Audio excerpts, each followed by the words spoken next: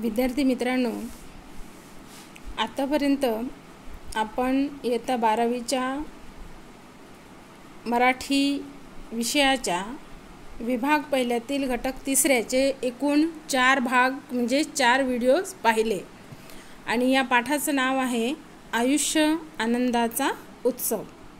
आज आपण याच्या पुढील भागाची माहिती बघूया। तर विद्यार्थी मित्रांनो, आतापर्यंत आपण बघितलं, लेखक म्हणतात की आपल्या आयुष्यामध्ये आनंदाचा हा झरा, त्याचा उगम आपल्या अंतरंगातच असतो। आनंदाचं नातं आपण आनंदाशीच जोडतो, आनंदाला आकर्षितही आनंदच करतो आणि आनंदाला प्रसवतो म्हणजे निर्माणही आनंदच करतो। परंतु त्यासाठी आधी अंतरंग आनंदी असायला हवं आणि अंतरंग आनंदी ठेवण्यासाठी व्यक्तीने स्वतःचं श्वास म्हणजे त्या श्वासाची जाणीव, शरीर आणि मन या दोघांचा मेळ घालण्यासाठी श्वासाला अतिशय महत्त्व देऊन श्वासाच्या द्वारे मनाचं शुद्धीकरण, अंतरंगाचं शुद्धीकरण करणे आवश्यक आहे। आणि म्हणून लेखक म्हणतात बघा की अंतःकरण शुद्ध असल्याशिवाय, मन शुद्ध असल्याशिवाय आपण आनंदाला अनुभवू शकत नाही। आणि म्हणून आपल्या अंतरंगातच आनंद जर नसेल तर आपण त्याला आजूबाजूला शोधण्याचा प्रयत्न करतो, तरीही तो आपल्याला सापडत नाही।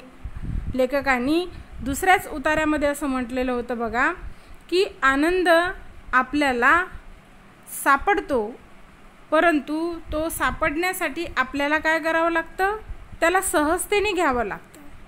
तुम्ही त्याला जेवढं पकडू जाल तेवढा तो तुमच्यापासून दूर जातो। तुम्ही त्याला शोधायला जाणार तेवढा तो तुम्हाला हुलकावण्या देऊन निघून जातो। पण जर तुम्ही त्या आनंदाला सहज सोप्या पद्धतीने घेतलं तर तो आनंद तुमच्या जवळ येतो, तुम्हाला अनुभवता येतो। आणि म्हणून लेखक या ठिकाणी म्हणतात की लोकांना पेढे वाटणं ही सोपी गोष्ट आहे, परंतु स्वतःला आनंदी वाटणं ही त्याच्याही पेक्षा कठीण गोष्ट आहे। कारण जोपर्यंत अंतरंगामध्ये असलेले जे 6 शत्रू आहेत, काम, क्रोध, मोह, माया, मदमत्सर, या षडरिपूंना, रिपू म्हणजे शत्रू, या 6 शत्रूंना जोपर्यंत आपण आपल्या अंतरंगातून घालवित नाही तोपर्यंत आपल्याला निखळ आनंद प्राप्त होऊ शकत नाही। निखळ म्हणजे शुद्ध, की ज्याच्यात कुठल्याही प्रकारचा कुठलाच भेदभाव नाही। हा निखळ आनंद घ्यायचा असेल, अनुभवायचा असेल तर लेखक काय म्हणतात, स्वतःच्या मनातील ईर्ष्या, असूया, ईर्ष्या म्हणजे दुसऱ्याच्या बद्दलचा हेवा, मत्सर, असूया म्हणजे द्वेष, राग, लोभ, ह्या सगळ्या गोष्टी आपण टाकून द्यायला पाहिजे, आपण त्या अंतरंगातून काढून फेकून द्यायला पाहिजे। जर आपण ज्या दिवशी असं करू शकलो, स्वतःच्या अंतरंगातील राग, द्वेष, दुसऱ्यांबद्दलची चीड, ईर्ष्या म्हणजेच हेवेदावे, असूया म्हणजे मत्सर वाटणे, ह्या गोष्टी जर आपण सोडून दिल्या तर आपल्याला निखळ आनंदाची अनुभूती होऊ शकते। आणि म्हणून लेखक पुढे काय म्हणतात बघा, काहींना एखादं बक्षीस मिळालं तरी त्या अमक्याला 4 बक्षिसं मिळाली याचं वैषम्य वाटतं। वैषम्य म्हणजे वाईट, किंवा मग त्या लेकाला एकही बक्षीस मिळालं नाही याचाच अधिक आनंद होतो। बघा, मानवी मनाची प्रवृत्ती सांगितलेली आहे या ठिकाणी लेखकांनी की माणूस कसा आहे बघा, त्याच्याजवळ असलं तरीही त्याला असं वाटते आणखी थोडं असायला हवं, ज्याला लोभी प्रवृत्ती म्हणतो, हावरटपणा। समाधान म्हणून त्याला बिलकुल नसतं कुठल्याही गोष्टीमध्ये। आणि जोपर्यंत तो स्वतःला समाधानी ठेवीत नाही तोपर्यंत तो निखळ आनंदाची अनुभूती घेऊ शकत नाही। म्हणून या ठिकाणी लेखक काय म्हणतात बघा की एखाद्याला बक्षीस मिळालं तरी त्या अमक्याला 4 बक्षिसं मिळाली याचं आपल्याला वाईट वाटतं। म्हणजे बघा, माझ्या हातामध्ये मिळालेलं बक्षीस आहे, त्या मिळालेल्या बक्षिसाचा मी आनंद साजरा करण्याऐवजी दुसऱ्याला 4 का मिळाली याचं दुःख करतो, त्याचा हेवा करतो आणि म्हणून मला जे 1 मिळालेलं बक्षीस आहे त्या 1 बक्षिसातून मला जो आनंद प्राप्त झाला तो प्राप्त झालेला आनंद सुद्धा मी हरवून बसतो. आणि म्हणून लेखक म्हणतात बघा,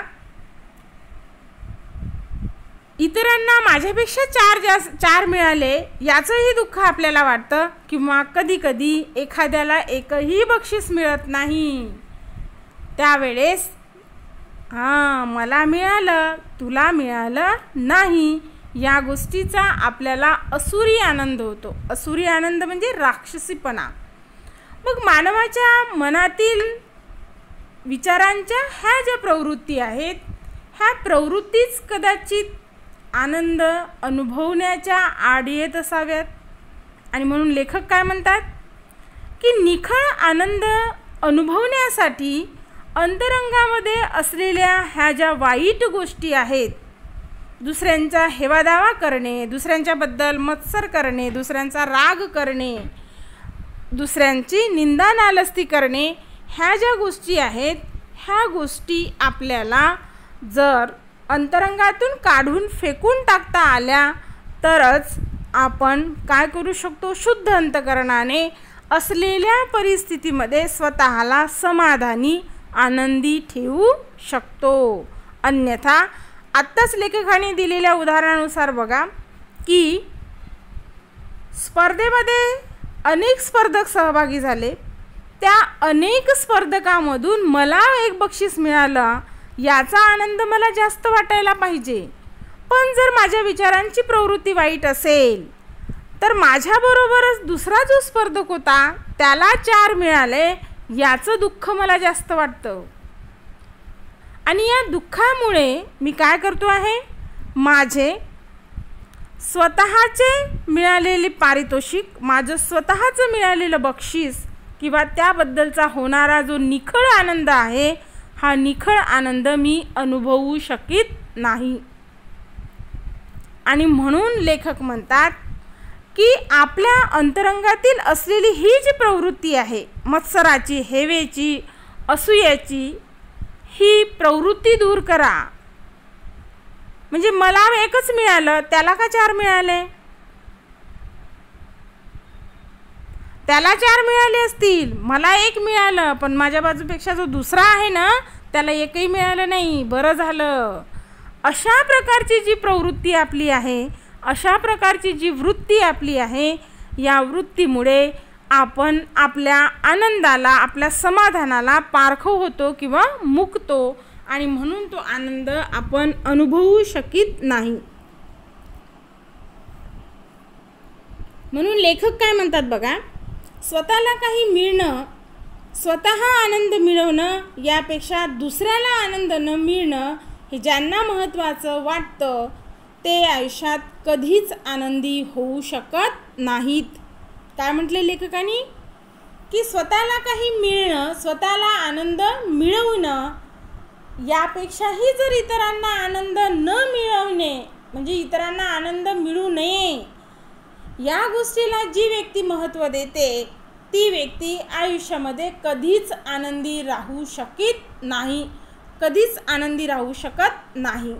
आणि म्हणून लेखकांनी काय म्हटले बघा, वरती उदाहरण दिलं त्यांनी की मला एकट्याला 1 बक्षीस मिळालं, मला याचा आनंद व्हायला पाहिजे, हा आनंद मी मिळवायला पाहिजे, मी साजरा करायला पाहिजे की एवढ्या सगळ्या स्पर्धकांमधून मला 1 बक्षीस मिळालं, याचा आनंद मला खूप वाटायला पाहिजे. पण हा आनंद जोपर्यंत माझ्या अंतःकरणातील विचार शुद्ध असत नाही, निखळ असत नाही, तोपर्यंत आनंद मला अनुभवता येत नाही. कारण माझ्या अंतरंगामध्ये निखळ आनंद न राहता इतरांच्याबद्दल द्वेष आहे, इतरांच्याबद्दल राग आहे, मत्सर आहे, हेवा आहे. कोणता हेवा आहे, त्याला काऊन 4 मिळाली, मला काऊन 1च मिळालं, का बरं असं झालं असेल, असं जे म्हटलं जातं यामुळे 1 मिळालेल्या बक्षिसाचा आनंदसुद्धा आपण गमावून बसतो. आणि एवढंच नाही तर मला 1 बक्षीस मिळालं, त्याला मिळालं नाही, बरं झालं त्याला मिळालं नाही, अशी जी प्रवृत्ती आहे या प्रवृत्तीने त्याला न मिळालेल्या गोष्टीचा आपण अतिउत्साहाने काय करतो, विचार करतो. आणि दुसऱ्यांच्या वाईटाबद्दलचा विचार करीत असताना आपण स्वतःमध्ये नसलेल्या चांगल्या गोष्टी, स्वतःला मिळालेलं चांगलं बक्षीस विसरून जातो, त्याचा आनंदसुद्धा विसरून जातो. आणि म्हणून लेखक म्हणतात की स्वतःला काही मिळवणं, स्वतः आनंद मिळवणं याला अधिक महत्त्व द्यायला पाहिजे. की मी सुखी असलो पाहिजे, मला आनंद प्राप्त झाला पाहिजे. ठीक आहे, मला प्रथम पारितोषिक मिळालं नसेल, पण पहिल्या 3 मध्ये मी आहे, म्हणजे मला 3ऱ्या नंबरचं जरी बक्षीस मिळालं तरीसुद्धा मला आनंद वाटायला हवा. पण असं होत नाही. आपल्या मित्राला जिवलग मित्र जर असेल तर जिवलग मित्राला जर एखादं बक्षीस मिळालं की त्याचं आपल्याला वाईट वाटतं. आणि म्हणून जर तुम्ही सिनेमा बघत असाल तर बघा, आमिर खानचा जो पिक्चर आहे 3 इडियट्स, या 3 इडियट्समध्ये काय एक वाक्य आहे की ज्या वेळेस आमिर खान म्हणजेच रणछोड दास हा इंजिनिअरिंग कॉलेजमधून प्रथम रँकमध्ये पास होतो आणि बाकीचे सगळे काय होतात, त्याचे 2 मित्र, आमिर खानचे 2 मित्र काय होतात, 3rd क्लासमध्ये पास होतात. त्यावेळेस तिथे एक डायलॉग आहे बघा, काय म्हणतात ते दोघं मित्र, की जर आपला मित्र, आपण पास झालो आणि आपला मित्र जो जिवलग मित्र आहे तो नापास झाला तर त्याचा आपल्याला दुःख वाटतं. शब्दांकडे लक्ष द्या. काय म्हणतात, त्या हिरोचं मला नाव येत नाही, परंतु मी ते उदाहरण देत आहे तुम्हाला, बघा, लक्ष द्या.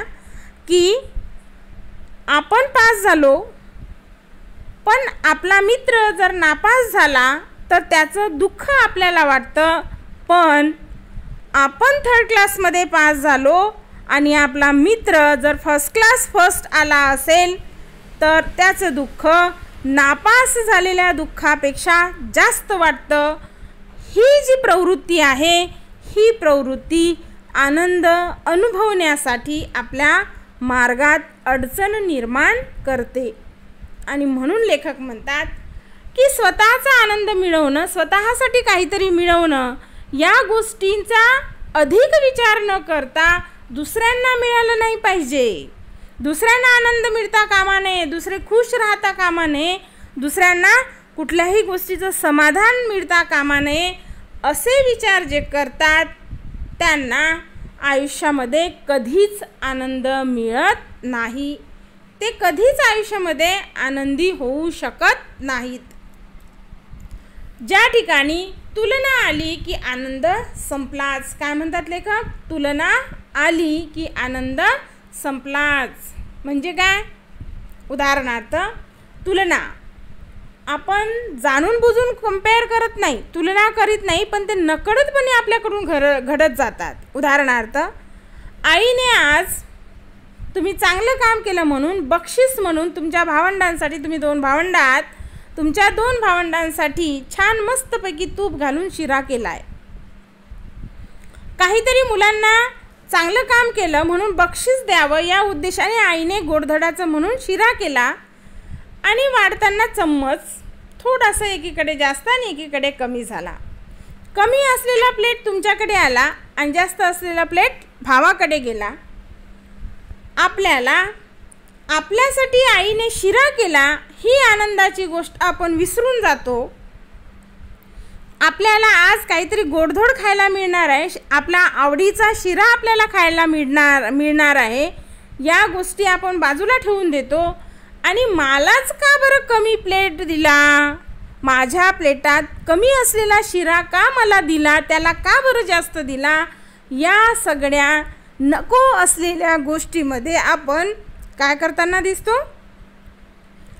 आपल्या आवडीचा असलेला शिरा न खाण्याचा निश्चय करतो. मी नाही खाणार, मला नको आहे, ज्याच्यासाठी बनवलीस त्याला जास्त दिलंस त्यालाच देऊन दे, अशा प्रकारचं बोलून आपण काय करतो, रुसून बसतो.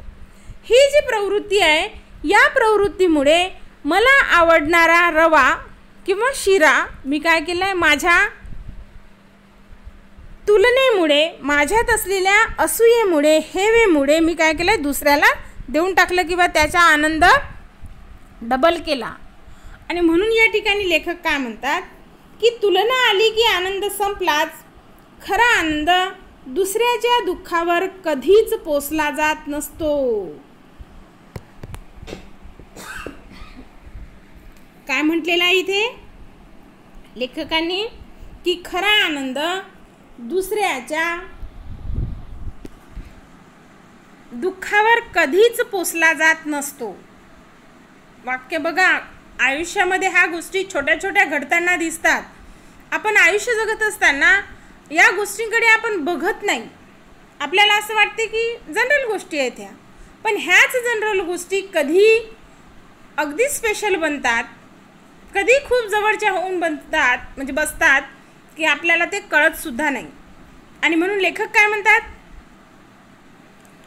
आनंद हा कोणता आनंद, नुसता केवळ आनंद नाही, तर खरा आनंद दुसऱ्याच्या दुःखावर कधीच पोचला जात नाही.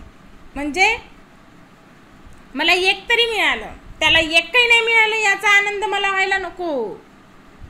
मला आज 3रं बक्षीस मिळालेलं आहे, मी पुढे प्रयत्न करून पहिलं कसं मिळवेल याचा आनंद मी व्यक्त करायला पाहिजे. किंवा एवढ्या सगळ्या विद्यार्थ्यांमध्ये मला 3रं प्राईज का होईना पण मिळालं याचा आनंद मी करायला पाहिजे.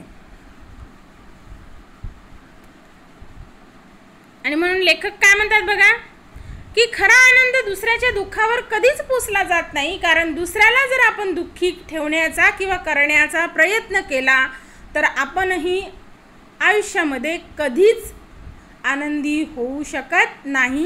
कारण एक मराठीमध्ये म्हण आहे, कुठली म्हण आहे की जिथल्या तिथेच ठेवून आपल्याला जावं लागतं. म्हणजे आपण आज जे काही केलं कर्माची फळं हे जिथल्या तिथेच आपल्याला काय करावी लागतात, भोगावी लागतात. आता कर्म म्हणजे काय, नशीब आणि कर्म देवता सांगत नाही मी. कर्म म्हणजे तुमची क्रिया, तुमचे कर्तव्य. तुम्ही जशा प्रकारची कृती करणार, जशा प्रकारची क्रिया करणार तशाच प्रकारचं फळ तुम्हाला मिळतं. आणि म्हणून खरा आनंद मिळवायचा असेल तर दुसऱ्यांच्या दुःखावर तो कधीच प्राप्त होऊ शकत नाही. निखळ आनंद प्राप्त करण्यासाठी आपल्या मनाला केवळ हलकंच नव्हे तर चित्ताला शुद्ध करणे सुद्धा आवश्यक आहे. म्हणजे जोपर्यंत चित्त शुद्ध होणार नाही, मन शुद्ध होणार नाही, विचार शुद्ध होणार नाही, तोपर्यंत आपल्याला मला मिळालेल्या बक्षिसाचा आनंद वाटणार नाही. मला कशाचा आनंद होईल, त्याला बक्षीस मिळालं नाही याचा आनंद होईल, किंवा माझ्यापेक्षा त्याला 4 बक्षिसं जास्त मिळाली याचं दुःख होईल. म्हणजेच माझ्या आयुष्यामध्ये ज्याला बक्षीस मिळालं नाही तोही आहे, ज्याला माझ्यापेक्षा 4 मिळाले तोही आहे, पण मला जे 1 बक्षीस मिळालं ते कुठेही दिसत नाही. आणि म्हणून लेखक म्हणतात की स्वतःला आनंदी ठेवणं, स्वतःला आनंद मिळविणं ही गोष्ट आयुष्यात असायला पाहिजे. दुसऱ्याचे दुःख आपण कुरवाडीत बसण्यापेक्षा त्या दुःखावर फुंकर मारून जर आपल्याला पुढे जाता येत असेल तर आपण माणूस आहोत. पण आपण तसं करत नाही. आपल्याला काय दिसतं, दुसरा दुःखी असला की आपल्याला खूप happy, I am so happy, मला आज खूप बरं वाटत आहे. कारण काय, तर ज्या व्यक्तीचं माझ्याशी पटत नाही आज ती मला दुःखी दिसत आहे. अशा प्रवृत्तीची विचारसरणी जर माझ्या अंतरंगामध्ये असेल तर मी मानव म्हणून जगण्यासच लायक नाही आहे. आणि म्हणून लेखक म्हणतात की खरा आनंद अनुभवण्यासाठी आपल्याला चित्ताला शुद्ध करणे आवश्यक आहे. चित्त म्हणजे मन, हृदय, विचार. माणूस खऱ्या आनंदात असतो तेव्हा त्याला सगळं जग छान सुंदर वाटत असतं. आपल्यासारखं सगळ्यांनी मजेत आनंदात असावं असंच त्याच्या मनात येत असतं. काय म्हणतात लेखक या ठिकाणी की आपण जर खऱ्या आनंदात असू की आज मला बक्षीस मिळालं आणि आपल्या जवळच्या मित्राला मिळालं नाही, त्याचा आनंद मला व्हायला नाही पाहिजे. मला मिळालेल्या बक्षिसाचा आनंद तर व्हायलाच पाहिजे, परंतु त्याचबरोबर माझ्या जवळच्या मित्राला न मिळालं याचं दुःखसुद्धा मला कुठेतरी जाणवायला हवं. माझं सुख, मला मिळालेलं बक्षीस जर मी त्याच्यासोबत ते वाटून घेतलं, जर मी त्याच्यासोबत शेअर केलं, तर त्याच्याही मनाला कुठेतरी फुंकर घालल्यासारखी होईल आणि आपल्यालाही आनंद अनुभवता येईल.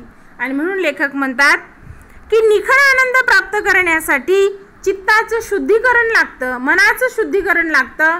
आणि मनाचं, चित्ताचं किंवा विचारांचं शुद्धीकरण असल्याशिवाय निखळ आनंद प्राप्त होऊ शकत नाही. आणि एक म्हण आहे की जशा प्रकारचा चष्मा आपण डोळ्यांवरती लावला, आपल्याला जग तसंच दिसतं. आता जशा प्रकारचा चष्मा लावला, गॉगल्स म्हणतो ज्याला आपण, उन्हाचं संरक्षण व्हावं, डोळ्यांचं संरक्षण उन्हापासून व्हावं म्हणून आपण काय करतो, गॉगल्स वापरतो.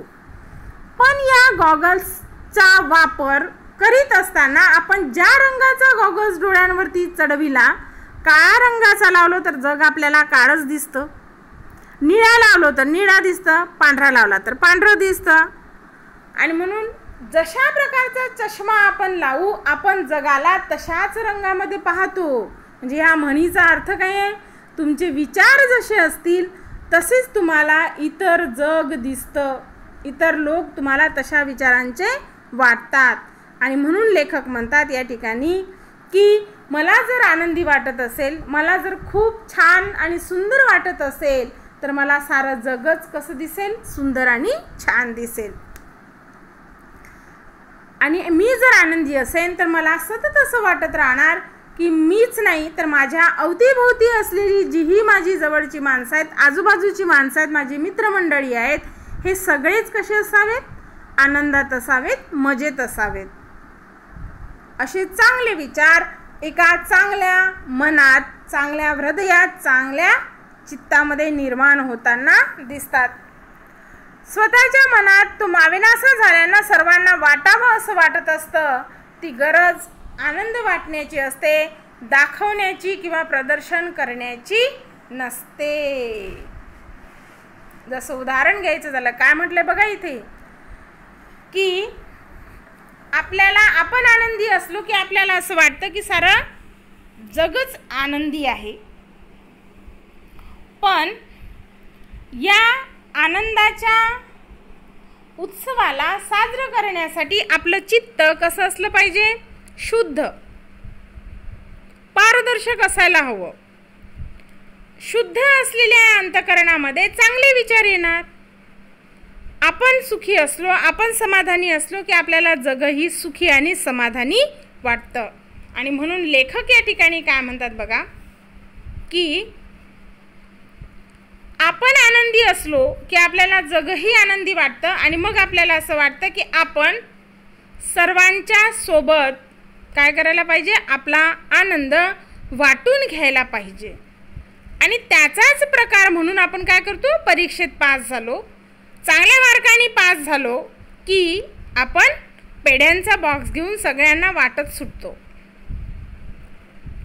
पण हा निखळ आनंद प्राप्त करण्यासाठी एखाद्या तुमच्या जवळच्या मित्राला जर कमी मार्क्स मिळाले किंवा जर तो नापास झाला असेल, त्याला जाणून बुजून तुमच्या हाताने तुम्ही 2 पेढे भरवत असाल, तर तुम्ही त्याच्या दुःखामुळे जास्त आनंदी झालं असा त्याचा अर्थ होतो. आणि म्हणून चित्ताचं शुद्धीकरण आनंद अनुभवण्यासाठी, त्याचा उत्सव साजरा करण्यासाठी आवश्यक असतो. या ठिकाणी त्यांनी म्हटलंय की मला असा आनंद प्राप्त व्हायला पाहिजे की तो आनंद मला इतरांच्या सोबत वाटून घेत असताना समाधान प्राप्त झालं पाहिजे. माझी इच्छा निर्माण झाली पाहिजे की मला मिळालेलं हे जे प्राइज आहे, हे प्राइज मी माझ्या मित्रांच्या सोबत शेअर करायला पाहिजे. असे विचार जर माझ्या अंतःकरणात निर्माण होत असतील तर मला निखळ आनंद प्राप्त झाला असं वाटतं. कारण असं म्हटल्या जाते की दुःख वाटल्याने कमी होते आणि सुख वाटल्याने ते वाढते. डबल पट्टीने तिब्बल पट्टीने ते काय होत असते, वाढत जाते. आता बघा 2 गोष्टींमध्ये काय फरक आहे. दुःख वाटल्याने कमी होते, म्हणजे आपल्या मित्राचं एखादं दुःख असेल आणि त्याने आपल्याजवळ बोलून दाखवलं तर त्याच्या मनाला काय वाटतं, थोडंसं हलकं हलकं वाटतं, झालं त्याचं दुःख थोडंसं कमी झालं. आपल्यालाही आज आपण खूप सॅड फील करत आहोत, दुःखी फील करत आहोत, तर अशा वेळेस आपणही आपल्या मित्रांच्या जवळ त्या गोष्टी बोललो की आपल्यालाही हलकं झाल्यासारखं वाटतं. म्हणजे दुःख काय करतो आपण, वाटून घेतो, कमी करतो. पण सुख मात्र आपण स्वार्थीपणाने आपल्याजवळच ठेवलो तर ते वाढत नाही. त्या सुखाला वाढवायचं असेल तर आपल्या अवतीभोवतीच्या माणसांसोबत ते सुख वाटायला शिकलं पाहिजे. तर मी आनंदी आहे, तर मी माझ्या आयुष्यामध्ये आनंदाचा उत्सव खऱ्या अर्थाने साजरा करतो आहे. उदाहरणार्थ छोट्या मुलाचं उदाहरण घेऊ आपण, की आईने घरात असलेल्या लहान बाळासाठी जे चालायला फिरायला लागलेलं आहे, छान एक नवीन ड्रेस घेऊन आणला. कदाचित ते तुमच्याही बाबतीत झालं आहे, माझ्याही बाबतीत घडलेलं आहे असं बरेचदा, जे आपल्याला त्यावेळेस समजत नाही. पण आज शिकवताना जेव्हा मी उदाहरणं देत आहे, कदाचित तुम्हाला त्या सगळ्या गोष्टी आठवीत असतील. बघा की घरातील छोट्या बाळाला जे चालू शकतं अशा बाळाला आईने एक छान सुंदरसा ड्रेस आणला, फ्रॉक म्हणा किंवा मुलगा असेल तर पॅन्ट वगैरे, सुंदरसा फ्रॉक आणला. त्या सुंदर फ्रॉकाला किती रुपये लागले, त्याचा रंग कसा आहे, तो मला छान दिसतो का, दिसत नाही, असे कुठलेच प्रश्न त्या छोट्या बालकाच्या समोर पडत नाही. ती मुलगी तो आणलेला नवीन ड्रेस घालते, नवीन फ्रॉक घालते आणि संपूर्ण घरभर ती सगळ्या मोठ्या लोकांना जाऊन दाखवते, माझा नवीन ड्रेस, मला नवीन ड्रेस घेऊन दिला, मला नवीन ड्रेस घेऊन दिला. इतक्या निखळ आनंदाने ती स्वतःचा आनंद इतरांच्या सोबत काय करीत आहे, वाटून घेत आहे, सहकार्य करीत आहे किंवा त्या आनंदाला ती शेअर करीत आहे. असा आनंद वाटून घेत असताना जर ती तुमच्याजवळ आली आणि तुमची बहीण असेल, ती तुमचा भाऊ असेल, तो तुम्ही त्याच्यापेक्षा थोडे मोठे 1-2 वर्षाने मोठे आहात, तिचा तो नवीन फ्रॉक पाहिल्यानंतर तुम्ही तिच्या आनंदात जर स्वतःला आनंदी करत असाल किंवा तिच्या आनंदामध्ये तुम्ही आनंद मानत असाल, तर ती जेव्हा तुम्हाला ड्रेस दाखवायला येईल त्यावेळेस तुम्ही तिच्यासाठी खूप खुश व्हाल, तिचं कौतुक कराल, तू या ड्रेसमध्ये खूप छान दिसते असं तुम्ही म्हणाल. परंतु जर तुम्हाला राग आला असेल की आईने हिलाच ड्रेस घेतला, मला का नाही घेतला, अशी भावना जर तुमच्या मनामध्ये असेल तर तिचा आलेला तो आनंदाचा सुखाचा जो भाग आहे तो आपल्याला काय करतो, दुःख देऊन जातो आणि मग तिच्या आनंदात आपण सहभागी होऊ शकत नाही. आणि म्हणून लेखक म्हणतात की एखाद्या गोष्टीचा आनंद झाला, तो मावेनासा झाला की आपण काय करतो, तो इतरांच्या सोबत वाटण्याचा प्रयत्न करतो. तो आनंद वाटण्याची ती गरज असते. आपण खूप खुश आहोत आणि आपली ही खुश असलेली भावना आपण इतरांच्या सोबत काय करीत आहोत, शेअर करीत आहोत, वाटीत आहोत, इतरांच्या सोबत ती आपण पाठवित आहोत, आपलेच सहकार्याने ती वाटून घेत आहोत, आपला आनंद द्विगुणित करीत आहोत. ही काय आहे, माणसाची प्राथमिक गरज आहे. आनंद वाटला की आपण सांगून दिलं. त्यामागे कुठल्याही प्रकारे दाखवण्याची किंवा प्रदर्शन करण्याची गरज नसते. गरज नसते म्हणजे आपल्याला प्रदर्शन करायचं नाहीये, आपल्याला दाखवायचं नाही, दुसऱ्याला काहीतरी हिनवायचं नाहीये. हिनवणे म्हणजे दुसऱ्याला तुच्छ लेखणे. मला परीक्षेमध्ये जास्त मार्क्स मिळाले आणि म्हणून मी तुला पेढ्यांचा बॉक्स दिला, तू नापास झालायस, तू माझ्याकडून मी पास झालो म्हणून 2 पेढे घे. याने काय होईल, जो आधीच दुःखी आहे तो तुमच्या सुखामुळे डबल दुःखी होईल. आणि म्हणून आपण आपल्या सुखाचं प्रदर्शन न करता, त्या आनंदाला न मिरविता अगदी निखळपणे आपला आनंद जर इतरांसोबत वाटू शकत असू तर तो खरा निखळ आनंद होईल. त्याच्यात कुठल्याही प्रकारे दुसऱ्याला हीन लेखण्याची भावना असता कामा नये किंवा हमने कर दिखाया अशा प्रकारची प्रदर्शनाची ही भावना असता कामा नये. पुढे बघा काय म्हटलंय लेखकांनी. अनेकदा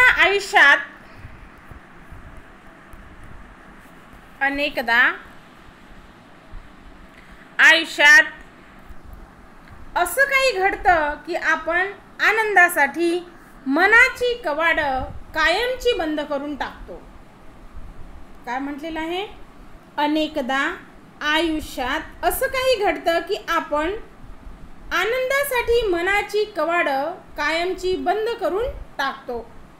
आपण म्हणतो माणसं दुःखातून बाहेर येत नाहीत.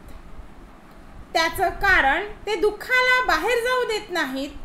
हृदयाची दारं मिटलेली असतील तर आतलं दुःख बाहेर जाणार कसं.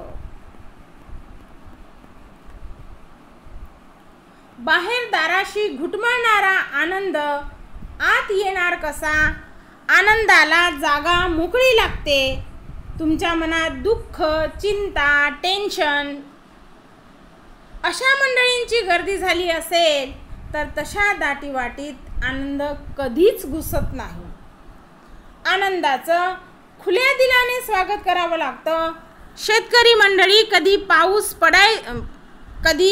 पडायचा पाऊस म्हणून आभाळाकडे डोळे लावून बसतात.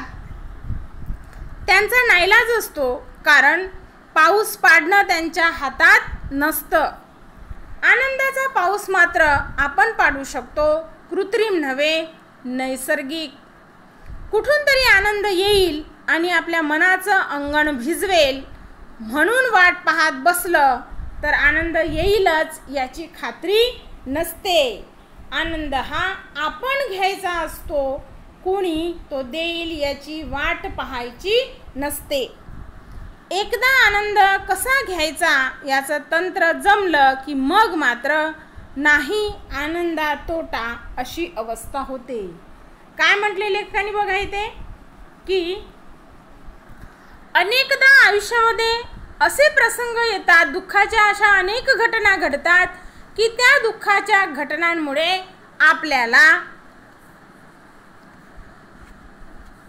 आयुष्यामध्ये आनंदच उरला नाही अशी सतत जाणीव निर्माण होत असते. ज्याप्रमाणे बुद्ध म्हणतात की प्रिय वस्तूंचा, प्रिय व्यक्तींचा वियोग म्हणजे दुःख. म्हणजे काय. जे जे मला आवडतं ते माझ्यापासून दूर गेलं की मला त्या गोष्टींचं दुःख होत असते. उदाहरणार्थ जन्म आणि मृत्यू. जन्म आणि मृत्यू याचं उदाहरण देताना मी कशासाठी देत आहे की जन्माने आनंद प्राप्त होतो आणि मृत्यूने दुःख प्राप्त होते. या दोन गोष्टी सृष्टीच्या शाश्वत सत्यामध्ये मोडतात. म्हणजे त्या सदैव कायमस्वरूपी आहेत, वैश्विक आहेत. जगालाच हा नियम लागू झालेला आहे. जे जे जन्माला आलं ते नष्ट होईलच. मग माणसाचं पण तसंच आहे. माणूस जन्माला आला की तो मरणारच. केव्हा ना केव्हा तरी मरेल. काही लोक अल्प आयुष्यामध्ये मरतात तर काही लोक दीर्घ आयुष्य जगून मरतात. पण मृत्यू सगळ्यांनाच आहे. अल्प आयुष्यामध्ये झालेल्या मृत्यूचं दुःख आपण सदैव करीत असतो आणि दीर्घ आयुष्यामध्ये झालेल्या मृत्यूचंही दुःख आपण सदैव करीत असतो. कारण बुद्धाच्या तत्वज्ञानात बुद्ध म्हणतात की प्रियजनांचा विरह, प्रिय व्यक्तींचा वियोग म्हणजेच दुःख. मग यामध्ये बघा की आयुष्यामध्ये प्रत्येक गोष्टीमध्ये सुख आणि दुःख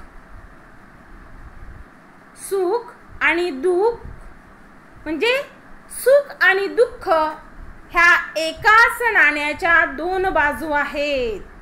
ज्याप्रमाणे आपल्या हातामध्ये बंदा रुपया असतो की नाही, छापा आणि काटा, हेड अँड टेल असं म्हणतो ना आपण. एकाच नाण्याच्या दोन बाजू आहेत. त्या परस्पर पूरक आहेत, एकमेकाला अवलंबून आहेत. त्यांना दूर करता येत नाही. मग आता तुम्ही सांगा, सुख आणि दुःख ह्या एकाच नाण्याच्या दोन बाजू आहेत. आणि संतांनी म्हणूनच ठेवलेलं आहे की सुख जवापरी आणि दुःख सुपापरी. म्हणजेच काय, सुख हे गव्हाच्या बियांमध्ये असलेलं जे बियाणं असते, जव म्हणतो ज्याला आपण, त्या जवा एवढं छोटंसं असते. सुख कसं असते, छोटंसं असते. आणि दुःख मात्र सुपा एवढं असते, ज्या सुपात आपण धान्य घेऊन काय करतो, पाखडतो. म्हणजे आयुष्यामध्ये दुःख अपार आहे. प्रत्येक गोष्टीतून ज्या मनाविरुद्ध घडलेल्या घटना आहेत, त्या मनाविरुद्ध घडलेल्या घटनेमधून आपल्याला दुःखाची जाणीव होत असते. परंतु दर मिनिटाला, दर सेकंदाला, दर नॅनो सेकंदाला मनाविरुद्ध अशा अनेक गोष्टी घडत असतात. मग प्रत्येक गोष्टीचं दुःख मानत बसायचं का? जर आपण असं करत राहिलो तर आधीच सुपा एवढं असलेलं दुःख आयुष्यात असताना आपण अजून दुःखाला कवटाळून बसतोय. या दुःखाला बाजूला सारून आपण काय करायला पाहिजे, जे गव्हाच्या दाण्या एवढं म्हणजे जवा एवढं जे छोटंसं सुख आहे, ते सुख मिळविण्याचा आपण प्रयत्न करायला हवं. आणि म्हणून आयुष्यामध्ये आलेल्या अशा जर घटना असतील, अशा जर दुःख असतील, तर या दुःखांना मनातून बाहेर जोपर्यंत आपण जाऊ देणार नाही, आयुष्यातून बाहेर जोपर्यंत आपण जाऊ देणार नाही, तोपर्यंत सुखाला आतमध्ये प्रवेश मिळणार नाही.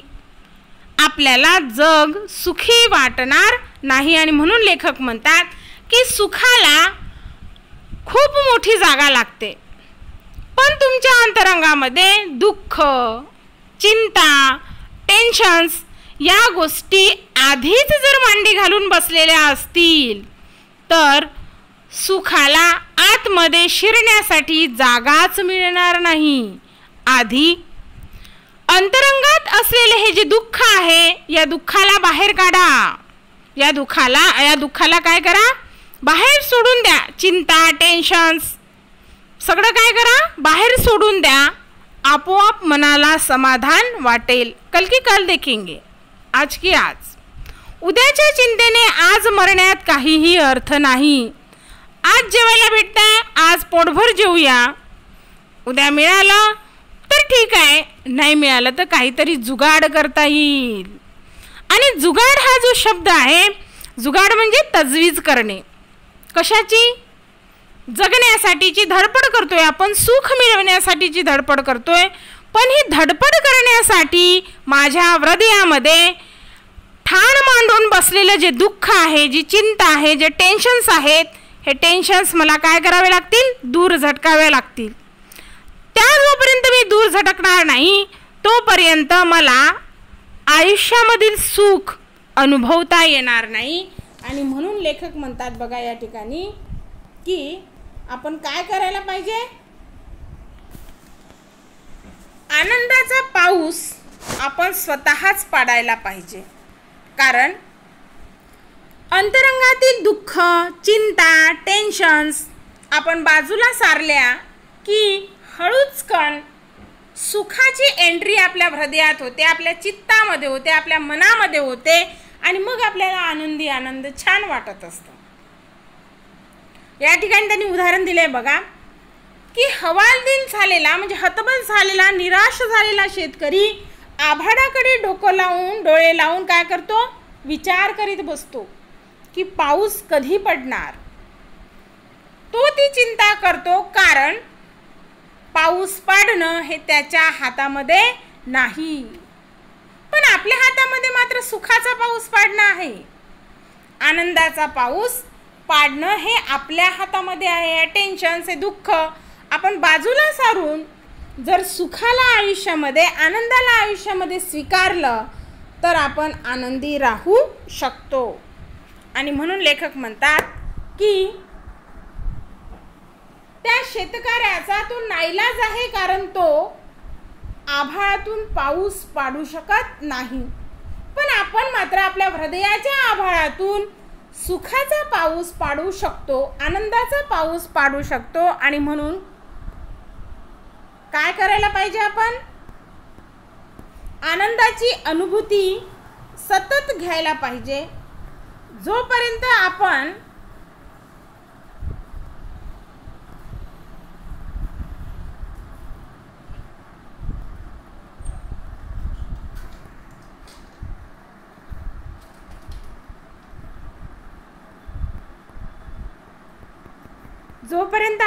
आनंदाची अनुभूती घेत नाही तोपर्यंत आपल्याला निखळ आनंद अनुभवता येणार नाही. आणि म्हणून लेखकाने काय म्हटलेलं आहे की आनंद मिळविण्यासाठी आपल्याला कशाची आवश्यकता आहे? निखळ आनंदाची. आणि ही निखळ आनंद प्राप्त करण्यासाठी चित्ताचं शुद्धीकरण आवश्यक आहे. म्हणून महत्त्वाचं आहे की आनंद प्राप्त करण्यासाठी हृदयात साठवलेले जे दुःख आहेत, जे टेन्शन्स आहेत, हे टेन्शन्स तुम्ही जोपर्यंत झटकून देणार नाही तोपर्यंत तुमच्या मनाचं अंगण भिजवण्यासाठी सुख पोहोचणार नाही, आनंद पोहोचणार नाही. आनंद हा आपण घ्यायचा असतो, मिळवायचा असतो. कुणी तो देईल याची वाट पाहायची नसते. ती काही बाजारात विकत मिळणारी गोष्ट नाही. तुम्ही लाखो रुपये कमवले, कुठल्याही मार्गाने कमवले असतील, परंतु तुम्ही लाखो रुपये कमवले, परंतु कमवलेल्या त्या पैशाचा आनंद मला अनुभवता येत नसेल, त्या पैशाच्या चिंतेने मला रात्र जर झोप येत नसेल, तर माझं आरोग्य बिघडेल. आणि माझं आरोग्य बिघडल्यामुळे मला समाधान प्राप्त होणार नाही. तो पैसा मला आनंद देऊ शकणार नाही. या उलट आजच्या रोजीरोटीसाठी मी कष्टाने घाम गाळून काय केलेलं आहे, आजची रोजी कमवली, उद्याचं उद्याला बघू, अशा प्रवृत्तीचं बेफिकीरपणे जगणारा जर मी असेन तर मी प्रत्येक क्षणामध्ये आनंद शोधतो आणि त्या आनंदाचा उत्सवही साजरा करतो. आणि म्हणून लेखक म्हणतात की कोणी आनंद आपल्याला मिळवून देत नाही, कोणी आनंद आपल्याला आणून देत नाही, किंवा कुठल्या दुकानात जाऊन आपण तो विकतही घेऊ शकत नाही. तर आनंद स्वतःचा मिळवायचा असतो. स्वतःचा आनंद आपण घ्यायचा असतो. तो आनंद घेण्याचं हे जे तंत्र आहे, हे तंत्र फक्त आपल्याला समजलं पाहिजे. हे तंत्र ज्याला समजलं, ही टेक्निक ज्याला समजली, त्याच्या आयुष्यामध्ये नाही आनंद तोटा अशी अवस्था होते. म्हणजे आनंदाला किंचितही तोटा नाही. अंतरंग पूर्ण आनंदाने भरलेला आहे, परमानंदाने भरलेला आहे, अशी अवस्था निर्माण होऊन आपण अगदी उत्सव साजरा करतो. कशाचा? आपल्या आयुष्यातील आनंदाचा. तर विद्यार्थी मित्रांनो, आजच्या दिवसाला एवढंच. बाकी पुढल्या व्हिडिओमध्ये बघूया.